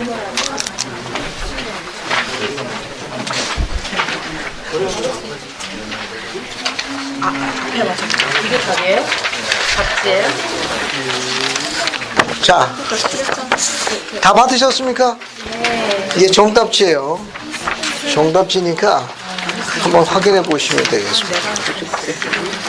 자, 정답지를 한번 보시면 돼요. 자, 우선 보세요. 짧은 속도로 빠른 속도로 확인해 볼 테니까 이 질문지를 보시기 바랍니다. 질문지 보세요. 그리고 마칠게요. 자, 어떤 경우에도 활동적인 회원들도 단지 달의 원광에 가게 될 수도 있다. 맞아요. 맞습니다. 여기 해당되는 거예요. 용감하지 않은 후기 성도들은 달의 왕국 갑니다. 이 세상에 사는 동안 복음을 받아들인 자만이 행왕국 갈 수 있다. 그렇지는 않습니다. 이거는. 그러니까 복음이 주어졌더라면 충실한 자들도 행왕국 갈 수 있어요. 틀린 거예요. 멸망의 자식들은 다섯 손가락 꼽히려 극히 극소수다. 그렇지 않습니다. 한 사람에도 많은 거예요. 신이 될 자가 떨어져 나가고 있기 때문에. 홍수 때에 죽은 사람들은 모두 그들이 이 세상에 사악했기 때문에 별의 영광을 가게 된다. 맞다 틀리다? 틀리다. 왜 틀려? 달의 영광. 달의 영광으로 갑니다. 달의 영광. 계시를 주어진 거예요. 자, 그 다음 별의 왕국에 거하는 자들은 하나님과 예수 임재하신 게 결코 올 수 없다. 맞아요. 맞습니다. 이 사람들은 임재하심을 받을 수 없어요. 멸망의 자식들은 결코 부활하지 못한다. 부활해요. 부활하는 자들이 있습니다. 이건 필면의 몸으로 시장해서 성신부인죄 지는 사악한 자들은 부활합니다. 7번 지구상에 복음이 없었을 때 율법 없이 태어난 사람들은 오직 달의 영광만을 받는다. 어떻습니까? 틀려요. 그렇지 않습니다. 이것도 마찬가지예요. 8번 멸망의 자식이 될 모든 자들은 그들이 이 세상 사는 동안 한데 그리스도의 신성한 지식을 갖고 있는 사람들이다. 문장이 길면 맞는 거예요. 이건. 자, 9번 별의 영광을 얻는 자는 구원의 상속자다. 맞아요. 맞는 겁니다. 해의 왕국에 들어가기 위해 자신을 충분히 준비한 사람도 멸망의 자식이 될 수도 있다. 맞아요. 맞습니다. 지옥이라는 어떤 종파의 개념이요 후기 성도의 교리는 새 등급의 영광과는 실제적인 관계가 없다. 틀려요. 실제적인 존재로 알려져 있습니다. 경전 안내서 264쪽을 보면 그게 설명이 잘 나와 있어요. 영원한 진보의 법칙에 따라 우리는 멸망의 자식들로 종국적으로 자격을 갖추어 보다 높은 왕국의 축복을 상속받을 수 있다고 결론 지을 수 있다. 틀려요. 불가능합니다. 네. 별의 왕국에 속한 사람들 형용할 수 없는 영광을 얻게 된다. 맞아요. 맞습니다. 계시로 뛰어난 이해력을 갖고 알 수 있는 그런 영광의 세계라고 이야기했어요. 14번 지옥에 던져진 자는 그들의 슬픔으로 율법의 순종을 배우게 되면 이로써 별의 왕국에 들어게 합당하게 대가를 치르게 된다. 맞아요. 역시 문장의 길만 맞는 거예요. 별의 왕국에 갈 사람은 성령의 동반을 받는다. 틀려요. 이것도 맞는 겁니다. 별의 성령을 동반을 받는 것은 복음의 첫째 되는 원리와 의식에 따라 똑같은 과정을 겪어야 합니다. 이들도 그 의식을 받아야 돼요. 이거는. 자, 그 다음에 16번 별의 왕국에 갈 사람은 영원한 불의 복수를 받아야 한다. 맞아요. 맞습니다. 성신의 은사를 받은 적이 없는 결코 멸망의 자식이 될 수 없다. 맞아요. 맞습니다. 별의 왕국에 갈 사람은 영광롭게 지옥에서 나온다. 맞습니다. 나오는 거예요. 그 뒤에 갑니다. 자, 1번 모든 죄를 깨끗이 씻었다. 모든 것을 이고 약속하신 성령이 임봉되었다. 해. 하나님의 진노를 받기 위해 지옥에 던져졌다. 별입니다. 별들의 광채 같은 영광을 누린다. 유황불이 타는 못. 유황불이 타는 못. 멸망의 자식들이에요. 하나님의 진리와 능력을 성신을 통해 받은 그것을 거절할 부인한 자들. 멸망의 자식들입니다. 첫째 벌의 아침. 해. 그리스의 복음이나 간증을 받아들이지 않은 자들. 별. 별에 해당되는 거예요. 하나님의 영광을 충만히 받으며 장자 교회의 혼이 된다. 문장이 좋으면 다 해요. 율법을 씌운 자. 달. 예수에 대한 간증이 강렬하지 못한 자. 지옥의 값을 치르는 자. 별. 부활된 사람 중 가장 큰 집단. 별. 멜기덱 신권의 반차를 따른 자들. 하나님의 진노를 받아 마귀와 함께 영원히 괴로움을 당할 운명의 노인자들. 멸망의 자식들입니다. 그리스도 안에서 믿음을 가지며 자신의 죄를 회개하고 침례하며 성신의 은사를 받는다. 해. 세상에서 존경을 받는 자들이나 인간의 간사한 자, 눈이 먼 자들. 달. 영웅에서 가르침을 받아 영웅의 세계에서 예수의 간증을 받아들인다. 달입니다. 복천년이 끝난 후 둘째 부활에 나오는 자들. 별의 왕국이에요. 이 세상이나 다음 세상에서 사함받지 못하는 자들. 멸망의 자식들입니다. 그리스도의 속죄로 말미암아 온전하게 된다. 해의 광채의 영광. 달의 광채의 영광. 얼마나 쉬워요. 23번 주님의 영광을 받기는 하나 그의 능력이 충만함을 받지 못한다. 달. 거짓말하는 자, 마술하는 자, 가늠하는 자, 음행하는 자, 거짓을 사람 지어내는 자들. 별. 하나님이 될 자. 첫째 부활의 오후. 둘째 부활의 마지막 부활에 해당되면 이들이 부활이 끝난다. 멸망의 자. 오늘 많은 걸 공부하셨어요. 많은 걸. 이런 기본 교리를 잘 이해할 수 있도록 집에 가서 개인적으로 정리하시고 필요한 부분은 구원의 교리나 이와 같은 걸 통해 가지고 개인적으로 정리하시면 되겠습니다. 예수 그리스도 합니다. 아멘.